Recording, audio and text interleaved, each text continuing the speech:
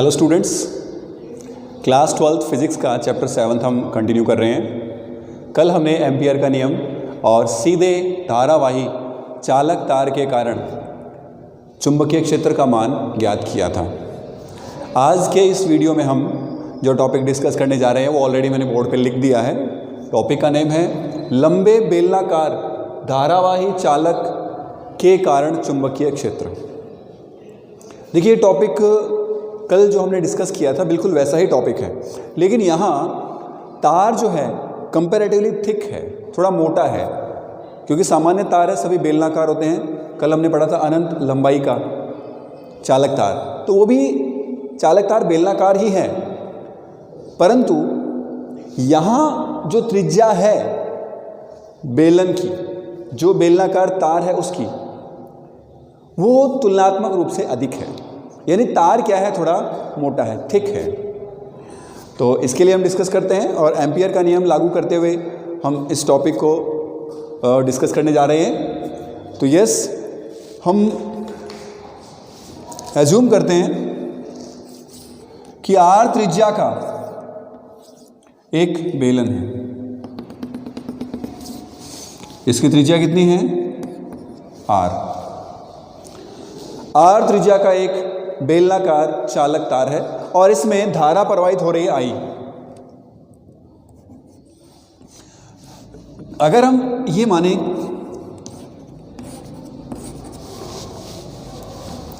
कि इसमें आई धारा है, तो आई धारा इसके संपूर्ण अनुप्रस्थ काट से प्रवाहित हो रही है। ये जो इसका अनुप्रस्थ काट का क्षेत्रफल है, इस अनुप्रस्थ काट क्षेत्रफल से धारा प्रवाहित हो रही है, कुल धारा आई, यानी इन सब धाराओं का योग कितना है? आई है। ये हम मान रहे हैं। हमें क्या दिया गया है? ये जो क्षेत्रफल है, संपूर्ण क्षेत्रफल, इससे प्रवाहित धारा आई है, तो यानी कुल धाराएं समेशन आई इक्वल्स टू आई होंगी। अब हमें इस बेलनाकार चालक के कारण हमें चुंबकीय क्षेत्र ज्ञात करना है, अप्लाई करना है हमें एम्पियर का नियम। तो एम्पियर का नियम लागू करने के लिए हमें किसकी आवश्यकता होती है? एक बंद पथ की। तो हम चुंबकीय क्षेत्र का मान चालक के बाहर, पृष्ठ पर और अंदर तीन परिस्थितियों के लिए ज्ञात करने जा रहे हैं। देखिए, पहला है चालक के बाहर। चालक के बाहर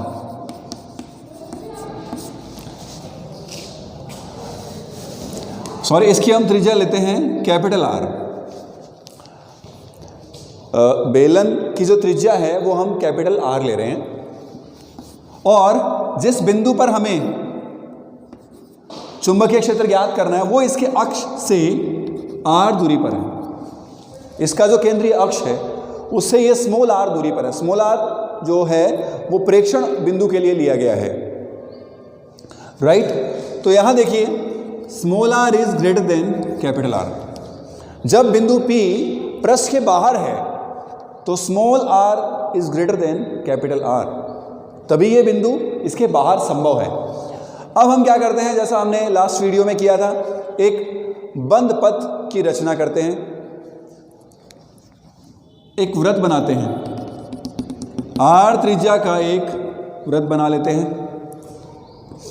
इस बंद पथ के लिए जिसका परिसंचरण हमने इस प्रकार लिया है, परिसंचरण की दिशा अंगूठे की दिशा में धारा है और मुड़ी हुई अंगुलियों की दिशा में ये बंद पथ है। तो इसके लिए हम एम्पियर का नियम लागू करते हैं। चित्र में प्रदर्शित बंद पथ के लिए एम्पियर का नियम लगाने पर देखिए, B dot D L equals to, ये बाह्य है, B बाह्य, mu not summation I. B बाह्य क्यों लिया है? क्योंकि जो चुंबकीय क्षेत्र है वो बाहर स्थित बिंदुओं के लिए है, तो यहां हम पहले ही मेंशन कर दें बी बाह्य, एक्सटर्नल। अब समेशन आई का मान कितना है? आई, तो म्यू आई। क्लियर हो रहा है? समेशन आई इक्वल्स टू आई।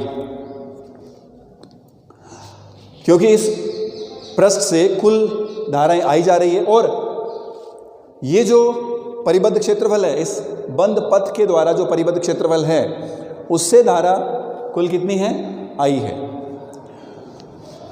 अब ये जो वृत्त है या जो बंद पथ है, इसके प्रत्येक बिंदु की इस अक्ष से दूरी समान है।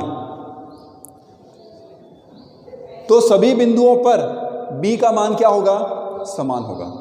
सभी बिंदुओं पर b क्या रहेगा, नियत रहेगा। करेक्ट। तो देखिए यहां पर, और दूसरा, अगर हम राइट हैंड थंब रूल लगाएं तो चुंबकीय क्षेत्र की दिशा इस परिसंचरण की दिशा के अनुरूप ही है। यानी इस पर हम एक छोटा सा अल्पांश लें तो dl की दिशा और b बाय इन दोनों की दिशा समान होगी। यानी इस अल्पांश पर b की दिशा और dl की दिशा दोनों क्या है, समान है, एक ही दिशा में है। तो b और dl के मध्य कोण का मान कितना है, 0। थीटा का मान यहाँ 0 है, तो थीटा इक्वल्स टू यहाँ हो गया 0। तो देखिए b by dl cos theta mu not i, b dl b by dl, थीटा का मान है 0 और cos 0 1, तो ये हो गया म्यू नॉट i। अब प्रत्येक बिंदु पर b का मान नियत है, पथ के प्रत्येक बिंदु पर b का मान नियत है, तो इसको हम बाहर लिख सकते हैं। नियत राशि होने के कारण इसको बाहर लिखा जा सकता है, b by dl equals to mu not i। dl का सम, सभी dl को अगर हम जोड़ते चले जाएं तो ये संपूर्ण पथ की जो लंबाई है वो किसके तुल्य होगी, परिधि के बराबर, इस पथ की परिधि के तुल्य होगी। और परिधि का मान कितना होगा, 2 pi r, 2 pi capital R, sorry 2 pi small r, तो इसकी परिधि होगी 2 पाई स्मॉल r। तो यहां देखिए dl का मान पुट कर देते हैं, b by 2 pi r equals to mu not i, और b बाय का मान क्या होगा, mu not i upon 2 pi r। ये है बाहर स्थित बिंदु पर चुंबकीय क्षेत्र का परिमाण। आप देख सकते हैं समानुपाती है I के और व्युत्क्रमानुपाती है R के। b बाय का मान धारा के तो समानुपाती है और त्रिज्या R के व्युत्क्रमानुपाती है। इस वृत्त की जो त्रिज्या है उस R के व्युत्क्रमानुपाती है। करेक्ट। अब हम देखते हैं चालक के पृष्ठ पर। अगर हम चालक के पृष्ठ पर लें तो स्मॉल r का मान किसके तुल्य होगा, कैपिटल R के तुल्य। तो देखिए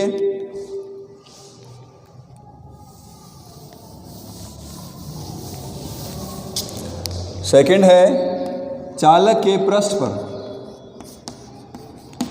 पर स्मॉल r इक्वल्स टू क्या होगा, कैपिटल R। तो b पृष्ठ mu not I upon 2 pi capital R। ये मान नियत है, mu not I upon 2 pi R, R नियत है, I नियत है। क्लियर है। ये है चालक के पृष्ठ पर चुंबकीय क्षेत्र का मान। अभी हमने जो समीकरण स्थापित किया था उसमें हमने small r equals to capital R put कर दिया, क्योंकि जैसे जैसे आप इस बिंदु पर पहुंचेंगे तो स्मॉल r का मान कैपिटल R कब होगा, जब ये बिंदु कहाँ हो, पृष्ठ पर स्थित हो, इस पृष्ठ पर, उस स्थिति में। यस, थर्ड पॉइंट,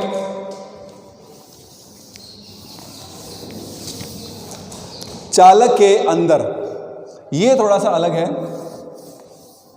अब जो बिंदु P है वो चालक के अंदर स्थित हो, चालक के अंदर या बेलन के अंदर, small r is less than capital R। Yes,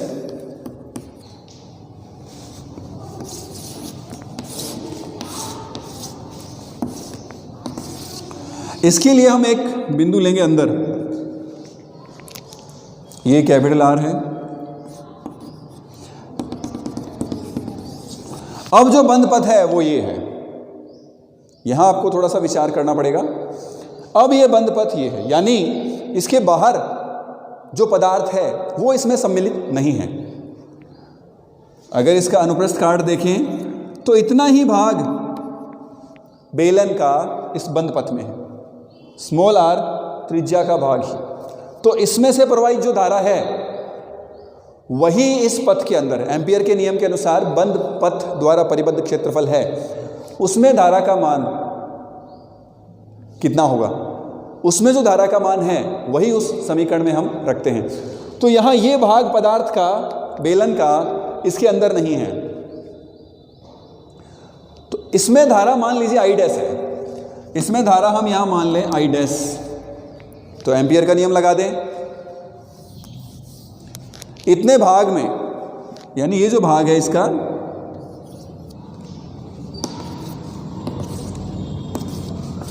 तार का ये जो भाग है जो हमें दिखाई दे रहा है इतना,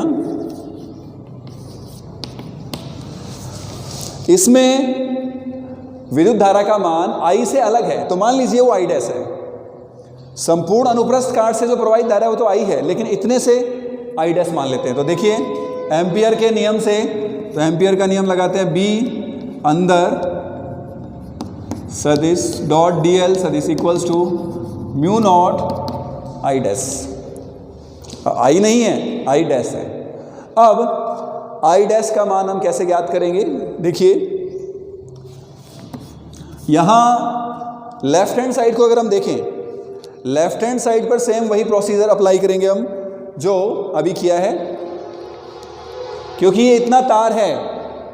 अगर आप तार का इतना भाग ले रहे हैं तो इस पर डीएल की दिशा और बी अंदर की दिशा समान रहेगी। इस पथ पर बी अंदर और डीएल की दिशा समान है, तो थीटा का मान यहां भी क्या होगा, 0 होगा। और अक्ष से दूरी समान होने के कारण बी अंदर का मान भी क्या रहेगा, नियत रहेगा। तो लेफ्ट हैंड साइड में जो प्रोसेस आपने पहले किया है वही यहां हम करेंगे। आई डैश का मान हम कैसे ज्ञात करेंगे, आई डैश का मान देखिए हम इस तरह निकालेंगे, ये तो हो गया बी अंदर D L cos 0 1। I dash देखिए कैसे निकालेंगे, हमारा जो संपूर्ण अनुप्रस्थ काट है पूरा ये वाला जो अनुप्रस्थ काट है, ये क्षेत्रफल कितना है, पाई आर स्क्वायर। इसकी त्रिज्या हमने कैपिटल आर ली है, तो संपूर्ण क्षेत्रफल इसका, ये जो वृत्त है, बेलन का जो वृत्त है, इसका क्षेत्रफल कितना है, पाई आर स्क्वायर। और इससे प्रवाहित धारा कितनी थी, आई। पाई आर स्क्वायर से प्रवाहित धारा है आई, एकांक क्षेत्रफल से आई अपॉन पाई आर स्क्वायर। और हमें देखना है पाई स्मॉल आर स्क्वायर से प्रवाहित धारा का मान क्या होगा, क्योंकि आपको केवल कितना भाग लेना है, सिर्फ इतना सा ही भाग लेना है, संपूर्ण भाग नहीं। तो पाई आर स्क्वायर से प्रवाहित धारा आई अपॉन पाई आर स्क्वायर, ये गुणा पाई आर स्क्वायर हो जाएगा। पाई से पाई कैंसिल, तो ये आ गया I R square upon capital R square. Clear है। आई डैश का मान है ये, क्योंकि पाई आर स्क्वायर से जो प्रवाहित धारा है, पाई आर स्क्वायर कौन सा भाग है, ये वाला, ये भाग है। और ये हमने संपूर्ण भाग लिया था, इसका संपूर्ण भाग है पाई आर स्क्वायर, स्मॉल है स्मॉल पाई आर स्क्वायर। तो ये मान है किसका, आई डैश का। यहां हमने क्या निकाला है, एकांक क्षेत्रफल में जो धारा है उसके आधार पर यहां पर आई डैश का मान ज्ञात कर लिया है। क्लियर है। तो देखिए ये आई डैश का मान है, आई R square upon capital R square.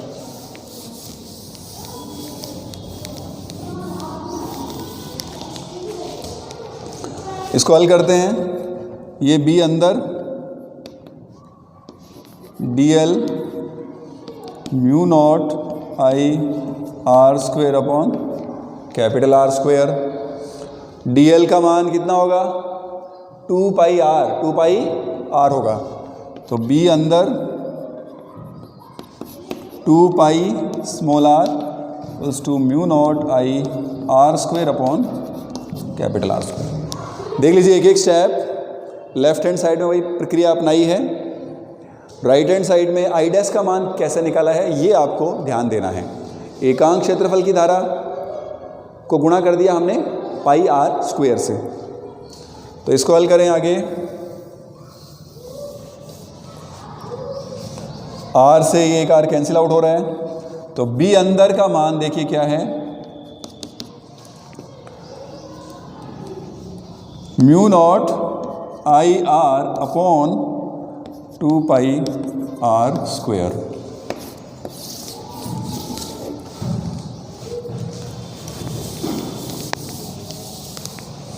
या आप देख सकते हैं बी अंदर जो है वो समानुपाती है आर के। जब तक पृष्ठ पर नहीं पहुंच जाएंगे तब तक यही मान रहेगा। क्लियर है?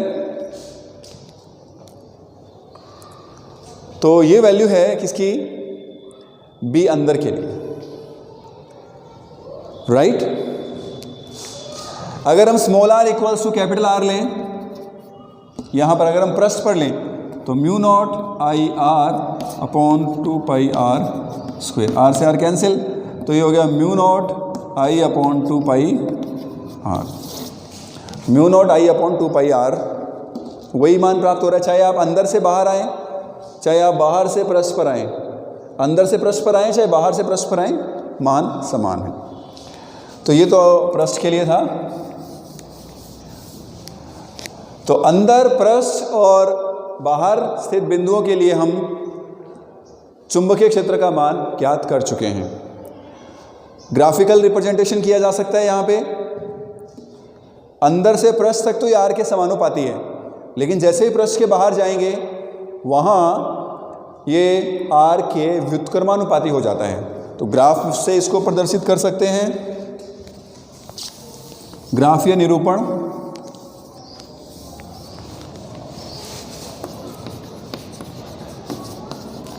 ग्राफीय निरूपण